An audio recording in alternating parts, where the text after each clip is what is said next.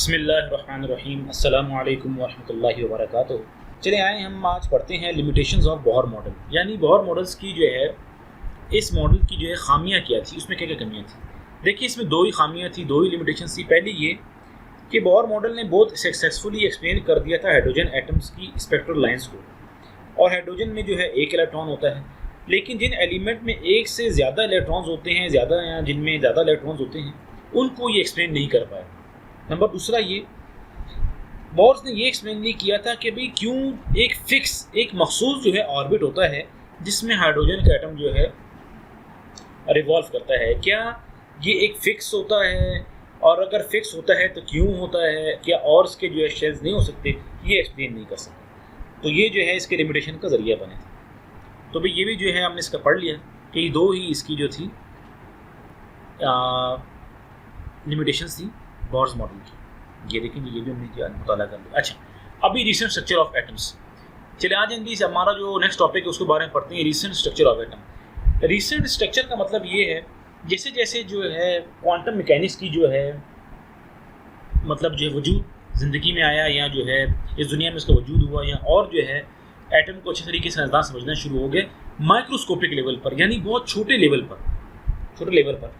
तो उसमें साइंसदान को ये बातें जो है समझ में आई कि भाई एटम जो है बहुत कम्प्लेक्स होता है, और जो नए कंसेप्ट हैं पिछले वालों से बहुत ज़्यादा डिफरेंट हैं। और नए जो है रिसर्च के मुताबिक एटम्स जो हैं the area where the probability of finding electron is maximum is called the subshells. देखिए नई रिसर्च ने ये बताया कि आपके पास जो इलेक्ट्रॉन्स होते हैं ये क्लाउड्स की शक्ल में होती हैं न्यूक्लियस के अराउंड, यानी एक स्फीयर बनाया होता है, नेगेटिव इसका चार्ज होता है, क्लाउड की शक्ल में होते हैं न्यूक्लियस के अराउंड, और ये नेगेटिवली चार्ज होते हैं।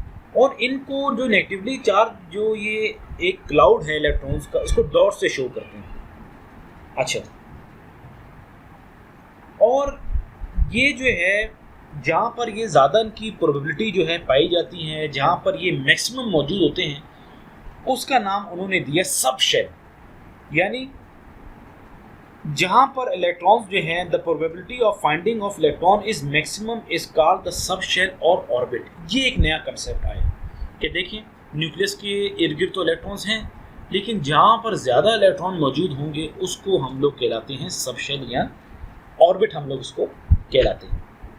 अच्छा, फिर ये उन्होंने ये बताया कि देखिए ज़ाहिर बात है कि आपके पास एक जो है सब शेल जो है ये शेल की जो है फर्दर डिवीजन। देखिए आपके पास एक होता है शेल, इसको आप डिवाइड कर दें तो आपके पास चीज़ बन जाती है सब शेल, ये आपकी बात बन जाती है। अच्छा, दूसरा एक रिसेंट जो है स्ट्रक्चर ऑफ एटम्स में जो ये इस बात का साइंसदानों ने जो है डिस्कवर किया कि जैसे जैसे जो हैं ये देखिए नंबर ऑफ शेल्स बढ़ती जाएंगी, यानी अगर एक शेल है 2 हो जाएं, 3 हो जाएं, 4 हो जाएं, तो क्या है साइज ऑफ शेल इंक्रीज होना शुरू होता है। यानी देखिए मिसाल के तौर पर अगर पहले शेल के अंदर 2 इलेक्ट्रॉन्स आते थे, तो अगर 2 शेल्स हो जाएं तो उसमें ज़्यादा इलेक्ट्रॉन्स होंगे, और जो है अगर 4 हो जाएं उसमें और ज़्यादा इलेक्ट्रॉन्स होंगे। यानी जैसे जो है शेल्स का नंबर बढ़ता रहता है, शेल का साइज भी जो है बढ़ता रहता है, यानी इसमें और ज़्यादा इलेक्ट्रॉन आना शुरू हो जाते हैं, और इसमें और ज़्यादा ऑर्बिटल्स यानी सब शेल्स बन सकते हैं। यानी देखिए शेल ज़्यादा होगा तो ज़ाहिर बात है उसकी सब शेल्स भी ज़्यादा होंगी, शेल ज़्यादा होंगी, सब शेल ज़्यादा होंगी, तो उसका साइज़ भी ज़्यादा होगा। ये कंसेप्ट। अच्छा, अब आज ये पढ़ते हैं कि आपके पास जो है सब शेल्स जो हैं ये किस तरह की होती है। देखिए भाई सब शेल्स जो हैं 3 किस्में इसकी होती हैं। नंबर 1 एस जो स्फेरिकल शेप होता है, नंबर दूसरा पी जिसको हम कहते हैं डंबल शेप होती है, मैं आपको बना के दिखाऊंगा इंशाल्लाह।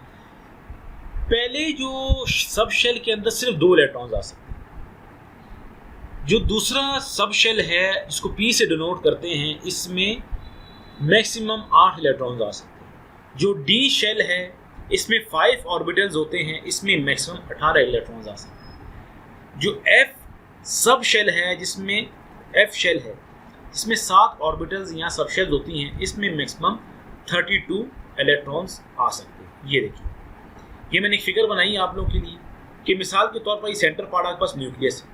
जो न्यूक्लियस से करीब तरीन जो शेल होगा उसका नाम है के। जो न्यूक्लियस के न्यूक्लियस के जो है पहले शेल का नाम होगा के, दूसरी शेल का नाम होगा एल, तीसरी शेल का नाम होगा एम, चौथी शेल का नाम होगा एन। तो ये देखिए एन इज इक्वल टू 1 यानी शेल जो है number 1, shell number 2, shell number 3 और सब शेल नंबर 4, शेल नंबर 4। अच्छा ये चीज़, ये न्यूक्लियस है, पॉजिटिवली चार्ज होता है।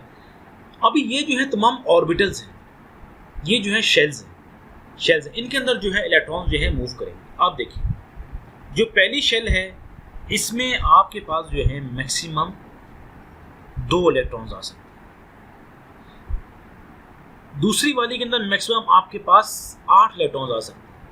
तीसरी जो है शेल के अंदर आपका मैक्सिमम 18 इलेक्ट्रॉन्स आ सकते हैं और आखिरी शेल में इसका नाम है शेल नंबर 4, 32 इलेक्ट्रॉन्स आ सकते हैं। इसका निकालने का फार्मूला ये है कितने इलेक्ट्रॉन्स आ सकते हैं, वो होता है 2 × n⁻²। ये देखिए मिसाल के तौर पर चलिए जी आज हम के शेल को लेते हैं, के शेल को लेते हैं। ये देखिए 2 n⁻²। आपको पता है के के साथ क्या है, 1 है, 1 का स्क्वायर 2 1, ये कितना हो जाएगा 2, यानी 2 इलेक्ट्रॉन इसमें आ सकते हैं। चलिए आ जाए जी, अभी हम लोग एल को देखते हैं। ये देखिए ये आपके पास है जी एल शेल। अच्छा फार्मूला आप लिखिए सबसे पहले 2 n⁻²। अब ये 2 n की जगह क्या है, ये देखिए ये आप 2 लिखिए। अभी 2 स्क्वायर मतलब 2 × 2 × 2, ये ऐसे हो जाएगा 2 × 4 और ये क्या आ जाएगा आपके पास, ये 8 इलेक्ट्रॉन्स एल शेल के अंदर यानी सेकंड शेल में आ सकते हैं। अच्छा इसी तरह जो है आप जो है एम को निकाल सकते हैं, एन को निकाल सकते हैं, आंसर आपके पास हो जाएगा 18 और 32 है। अच्छा अब आपको थोड़ा शेप्स के बारे में बता दूं। जो आपका एस ऑर्बिटल होता है, एस ऑर्बिटल ये देखिए जी स्फीयर शेप को। अच्छा जो आपके पास पी ऑर्बिटल होता है उसकी डंबल शेप होती है। ये देखिए मिसाल के तौर पर ये 3 डायरेक्शंस के अंदर होता है, एक्स वाई जी डायरेक्शन के अंदर। ये देखिए ये मिसाल के तौर पर आपके पास ये वाई है डायरेक्शन, वाई एक्सिस है, ये जेड एक्सिस है, ये एक्स एक्सिस है। ये देखिए डबल शेप सही, एक्स की डायरेक्शन ऐसी होगी और अगर ये वाई के अलोंग होगा तो ये इसकी डायरेक्शन कैसी होगी, इसकी डायरेक्शन ऐसी होगी। और अगर जेड के अलोंग होगा इसकी डायरेक्शन कैसी होगी, ये देखिए डबल शेप के होते हैं आपके पास पी ऑर्बिटल्स। अच्छा अब जो है मैं आपको एक चीज़ देख के बता रहा हूँ तो उम्मीद करता हूँ आपको लेक्चर समझ आ गया होगा, ये वाला कंसेप्ट कि भाई ये जो है कैसे जो है ऑर्बिटल्स जो है कैसे होते हैं। अब आपको मैं समराइज करके बताता हूँ जो हमने अभी तक पढ़ लिया। अच्छा ये देखिए ये है जी नंबर ऑफ शेल्स, दूसरा है जी शेल नेम, तीसरा आपके पास है जी सब शेल। एक शेल होता है उसका खास नाम होता है, फिर उसके अंदर सब शेल्स होती हैं।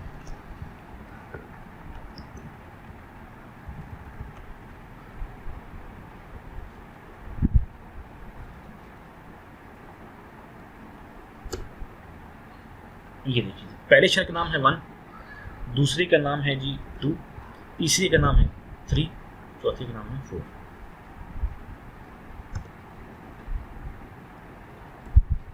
अच्छा जो पहली शेल होगी उसका नाम आपको मैंने अभी लिख के बताया था तफसील से, के होगा, दूसरी का नाम एल है, तीसरी का नाम एम है, चौथी का नाम आपके पास एन है।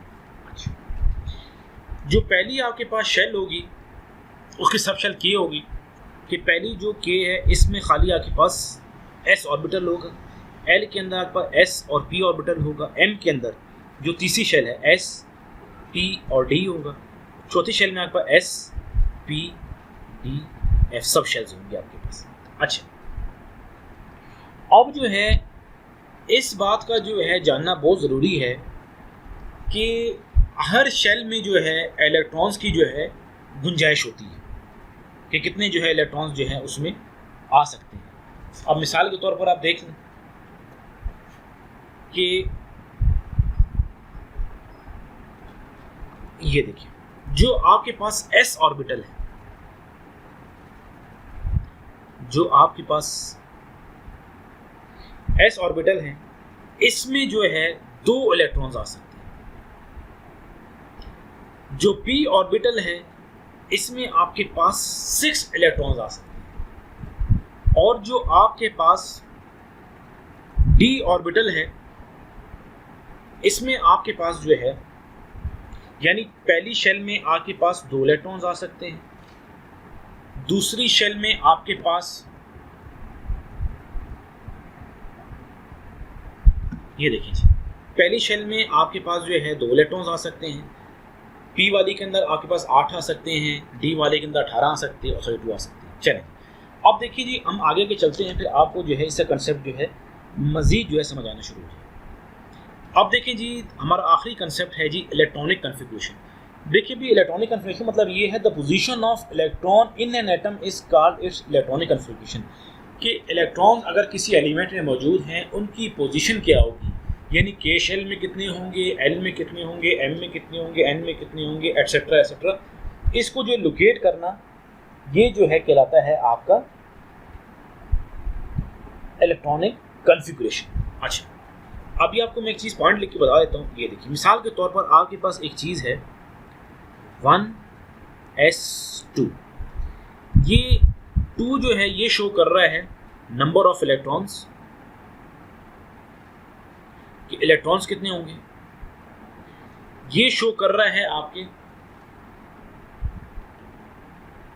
सबशेल, कि सबशेल ये। अच्छा, और ये जो है शो कर रहा है आपके शेल नंबर, शेल नंबर। सही, तो देखिए आपके पास पहली शेल में 2 इलेक्ट्रॉन्स आ सकते हैं, दूसरी इलेक्ट्रॉन शेल के अंदर आपके पास 8 इलेक्ट्रॉन आ सकते हैं, और तीसरी शेल के अंदर आपके पास 18 इलेक्ट्रॉन आ सकते हैं, और चौथी शेल के अंदर आपके पास 32 इलेक्ट्रॉन्स आ सकते हैं। ये देखिए, ये ऐसे हो गया। अच्छा, इनको कैलकुलेट करने का तरीका ये है, बड़ा ही इजी जो है एक फार्मूला बनाया हुआ है ताकि इसे जो लोकेट करना आपके लिए आसान हो जाए। ये मैं आपको ड्रा करके बताता हूँ। ये आपके पास है जी 1s यानी फर्स्ट शेल, 2s, इसमें 2p 2 होंगे, इसमें 3s थर्ड शेल है क्योंकि इससे 3 आएगा, 3p और ये 3d क्योंकि इसमें 3 सब शेल्स होते हैं, ये फोर्थ है, इसमें 4 सब शेल्स होंगे, 4s 4p 4d 4। देखिए, सबसे पहले इलेक्ट्रॉन जो है ना इसमें फिल होंगे, लोअर जो है आपके पास सब शेल है जिसकी एनर्जी जो है आपके पास लोअर होती है, वो जैसे जैसे जो ऊपर जाते रहेंगे एनर्जी बढ़ती रहेगी। उसके बाद जो है ये वाली शेल फिल होती है, उसके बाद फिर ये वाली शेल फिल होती है, और फिर जो है ये वाली शेल फिल होती है। तो ये तरीका क्या है, फिर जो है आपके पास ये वाली शेल फिल होती है, यानी इलेक्ट्रॉन सबसे पहले जो है न्यूक्लियस के करीब शेल होती है उसमें जाते हैं, फिर आस्था जो न्यूक्लियस से थोड़ा दूर होती है उसमें जाते हैं, फिर न्यूक्लियस दूर होती है, फिर आस्था जो सबसे दूर जो होती है उसमें इलेक्ट्रॉन फिल होते हैं। चले आए जी, ये जो बातें बहुत कर ली, अब जो है इसका हम एग्जाम्पल करते हैं, आपको और फर्दर समझ आना शुरू हो जाएगा। अच्छा, कैसे? एग्जाम्पल में वो ये कह रहा है write down the electronic configuration of, ये देखिए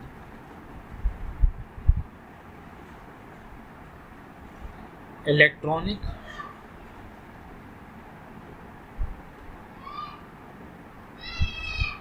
कॉन्फ़िगरेशन आपने बतानी है किसकी, ऑक्सीजन एंड क्लोरीन की आपने बतानी है। अच्छा, अब देखें जी कैसे बताएंगे। अभी सबसे पहले आपको पता होना चाहिए कि भाई देखिए, जो आपकी इलेक्ट्रॉनिक कॉन्फ़िगरेशन है ये हमेशा एटॉमिक नंबर से बनती है, यानी नंबर ऑफ इलेक्ट्रॉन्स या नंबर ऑफ प्रोटॉन्स जो एटम्स के अंदर होते हैं वो कहलाते हैं एटॉमिक नंबर। तो देखिए ऑक्सीजन को हम लोग डिनोट करते हैं 8, यानी इसका जो एटॉमिक नंबर है ये होगा 8, यानी इसमें 8 इलेक्ट्रॉन्स होते हैं। अब इसको कैसे फिल करेंगे ये देखिए जी, O8 इसको कैसे लिखेंगे, सबसे पहले फिल होगी S2। पहले वाले में कितने इलेक्ट्रॉन्स आते हैं, 2 आते हैं शेल में। दूसरे इलेक्ट्रॉन्स में कितने आते हैं, दूसरे जो है सब शेल के अंदर 6 आते हैं। तो ये और P में कितने आ जाएंगे, P में 4। ये देखिए 1 2 3 4 5 6 7 8, ये आपके पास आ गई इसकी इलेक्ट्रॉनिक कन्फिग्रेशन है। अच्छा अब क्लोरीन के लिए आ जाए। देखिए क्लोरीन का होता है एटॉमिक नंबर 17। तो कैसे लिखेंगे, देखिए पहले शेल में 2 इलेक्ट्रॉन्स आते हैं। अच्छा दूसरे शेल में मैक्सिमम आपके पास इलेक्ट्रॉन जो आ सकते हैं वो आ सकते हैं कितने, 8 2p6। अब देखिए दूसरी शेल में p से ऊपर कोई नहीं, अभी हमें तीसरी शेल पे जाना पड़ेगा। इलेक्ट्रॉन्स कितने हो गए, 1 2 3 4 5 6 7 8 9 10 हो गए आपके पास, यानी 7 अभी मिसिंग है।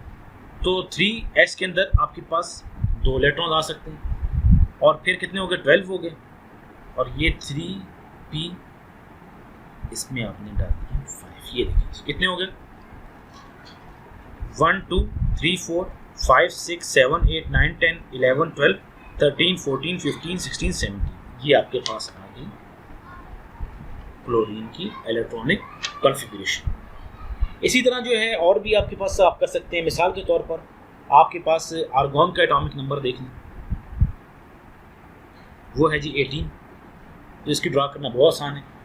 फर्स्ट शेल में 2 इलेक्ट्रॉन्स आएंगे, दूसरी शेल में 2s2p6 3s2 और 3p6, ये देखिए ये इसका आंसर आ गया। इसी तरह जो है आप फास्फोरस का निकाल सकते हैं, सल्फर का निकाल सकते हैं, सिलिकॉन का निकाल सकते हैं। और देखिए आपको हाइड्रोजन का निकालना हो, हाइड्रोजन का एक ही इलेक्ट्रॉन है, ये आ जाएगा 1s1। हीलियम का आपका निकालना हो, हीलियम का जो एटॉमिक नंबर है वो 2 होता है, 1s2 हो गया आपके पास। लिथियम का जो एटॉमिक नंबर है वो 3 होता है।